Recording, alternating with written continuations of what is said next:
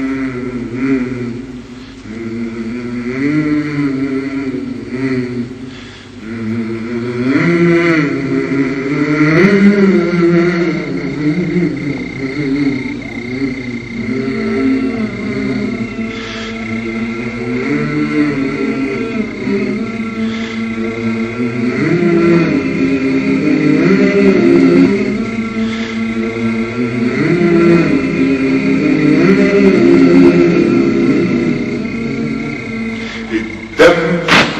اللي في ايديا اللي ينده عليا ويقول لي قتلت مين، يقول لي يا انسان تفرق السجان ازاي من السجين. قلبي اللي كان بريء بريء زي الطير الطليق ازاي ضلت عيونه لما شاف الطريق. يا عيون بريئة من بدل الحقيقة، يا عيون بريئة من بدل الحقيقة.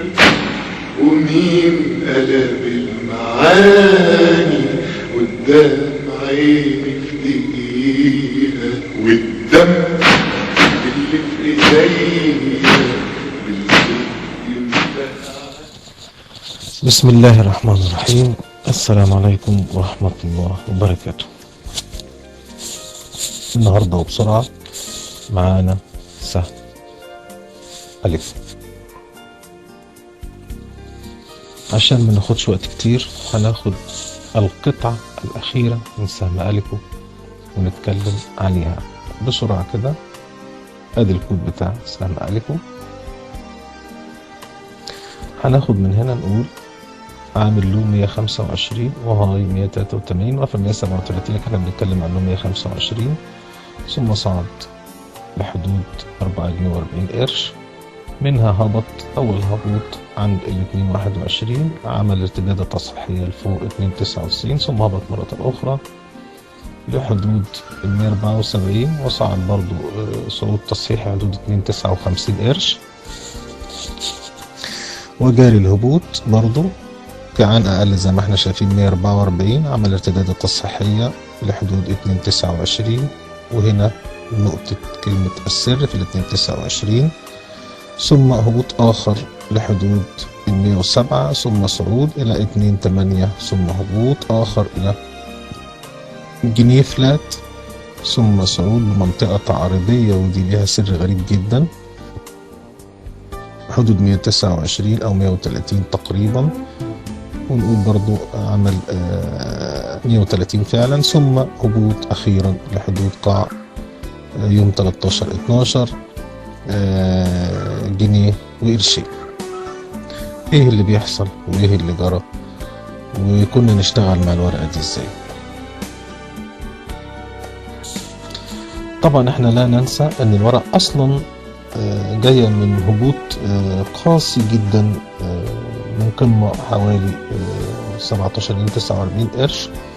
احنا مش عايز اتطرق للنقطة ديت خلاص، لان زي ما احنا شايفين قاع تصحيح قاع تصحيح قاع تصحيح قاع الى ان ركز ادي 1 2 3 4 ركز في الرابعة، والمفروض حقيقة الامر كان ليه قاع خامس وهو الجنيه.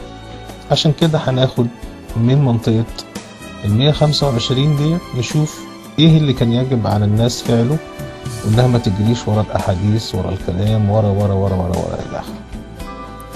طيب نشوف نعمل ايه او طريقتنا بنشتغل بيها ازاي. طبعا الكلام عن سهم ألفو احنا قلنا ان في جنيه وربع اللي هو الراجل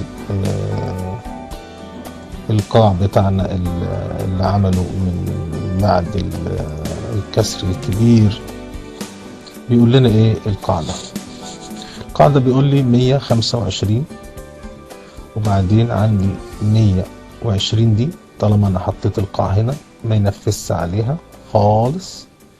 اول نقطة تقابلني 167، تاني نقطة 187، وزي ما اتفقنا القاعدة بتاعتنا قالت الهدف الثالث الثبات عليه والوقوف عليه والارتكاز بشدة عليه، يبقى مباركة 3 أهداف الأولانيين اللي هي 4.38 5 جنيه فلات 5.62،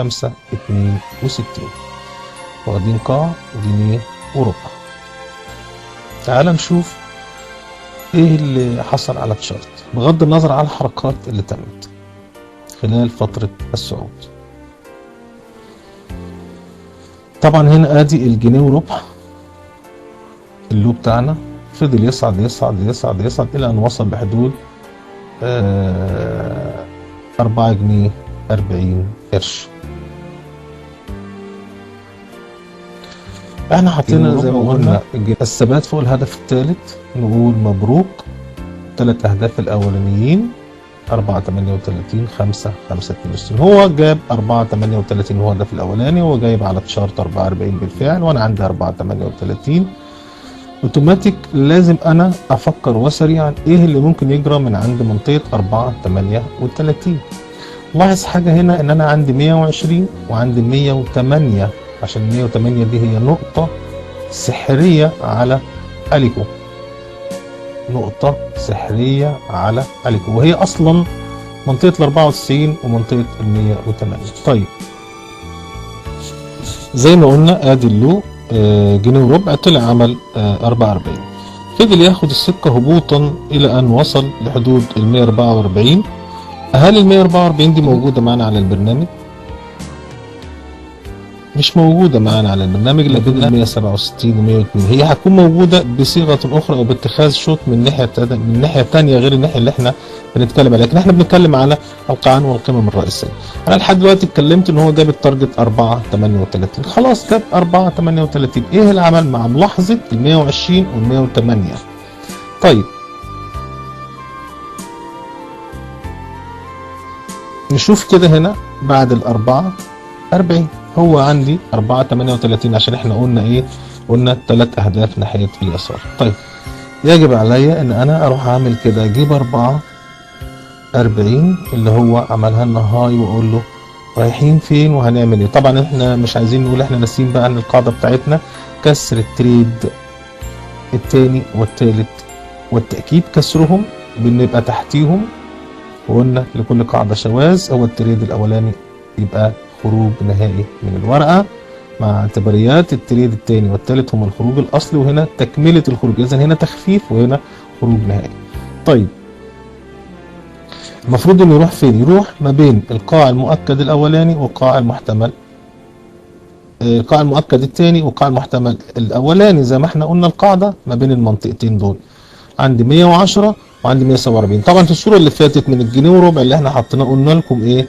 قلنا نخلي بالنا من ال 108 اللي هي ديت، تمام كده، على اعتباريات مفيش ورق بينزل جري ومفيش ورق بيطلع فوق. الشغل والمهارة هنا بتقول ان هو لو كسر ايه اروح فين. طب الراجل ده اصلا احنا قلنا لا يجب ان ينفذ على ال 120. ده الكلام ده لما كنا في قاع قبل ما نطلع ل 4 جنيه، طلع 4 جنيه بيقول لي بقى ايه بقى 4 جنيه 40 قرش زي ما احنا قلنا. هنتصرف ازاي مع الورقة؟ يقول ادي 4 جنيه 40 قرش، ادي الهاي، انا عايز اعرف هي قمة ولا مش قمة، هل هيطلع يعمل قمة تاني ولا خلاص كده خلص. بيقول لي يا عم خلي بالك ال 33 ال 378 التريد التاني والتالت كسرهم خروج. طب لو ارتد يبقى يجب تاني انه يطلع يجرب لي على التريد الرابع ويخترق ويثبت فوقيه اللي هي ال 4.22 الى اختراق ال 4.40 اصلا، ثم يبقى اول هدف 5.87 ثم 6.60. تعال نشوف الورقة جاب القاع كام. احنا عندنا 110 وعندنا 147، المفروض المنطقة دي يكون فيها الشغل. تعال نشوف الورقة ايه اللي تم فيها. لاحظ معايا بعد ما طلع عمل 44 بغض النظر عن الحركات الموجودة، نزل نزل نزل الى ان وصل هنا، انظر جاب 107 اللو بتاعه، واحنا كان عندنا من القاع ال 125 اللي هو ده قلنا قبل ما يطلع هنا ما يجيبش ان هو 120 وما يجيبش ال 108، اذا ال 108 كانت موجوده معانا احتياطي اصلا سابقا. طيب نزل من بعد ال 44 اللي انت شايفها ديت، عمل 107، واحنا اتفقنا عندنا ال 108. لاحظ كمان هنا في نفس الوقت ده 107 وكام و147 هاي. لاحظ اللي انا بقوله 107 و147 هاي و139 قفل على ال 139. تعال نشوف البرنامج بيقول لي ايه.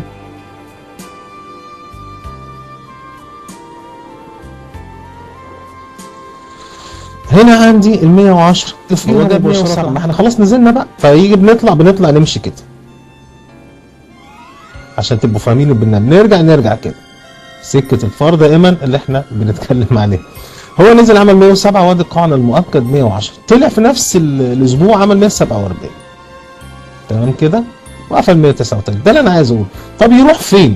يعني احنا عايزين نتكلم نقول بقى يروح فين. معانا 22، معانا 268، معانا 33، معانا الحد الاقصى 24، لكن عندنا 33 و378. طب تعالى نشوف من ال 107 طلع جاب كام. بس قبل ما يقول جاب كام لازم انا اعمل كده قاعده اللي هو نقول عليه 100.07، وهنا لازم هنا بقى اقول له اللي هي تعتبر س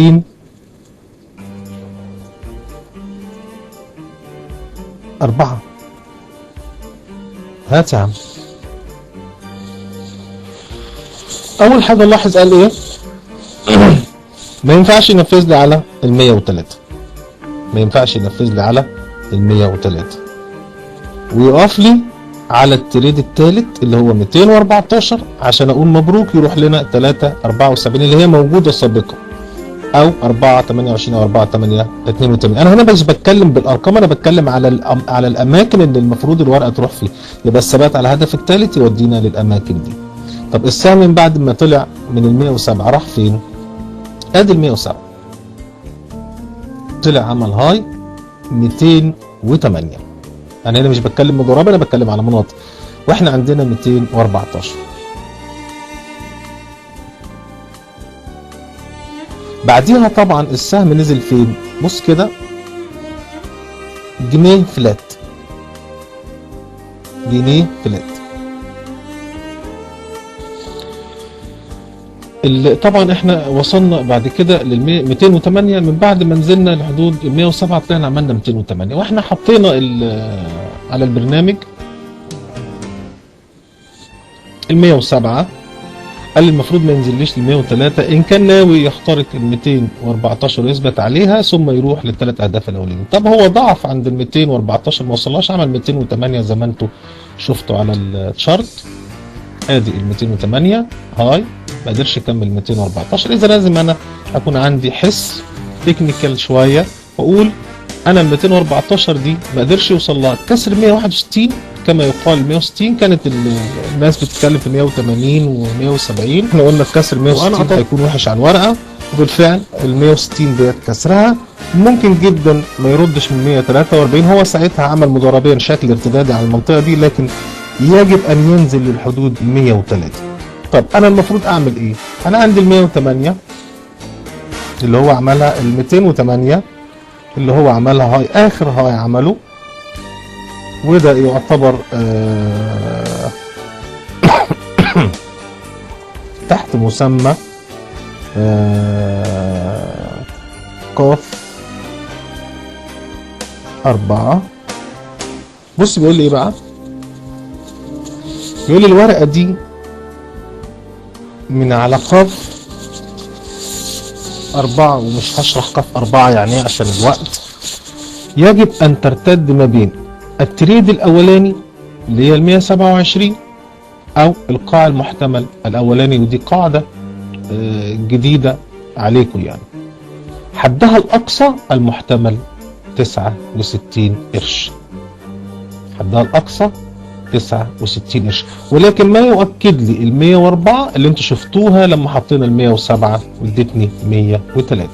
تعال نشوف الورقة.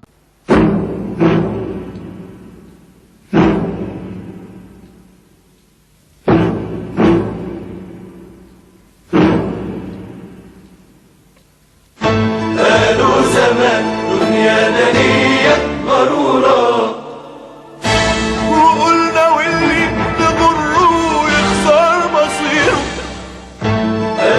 الشيطان قادر وله ألف صورة. قلنا ما يقدر على اللي خيره ليه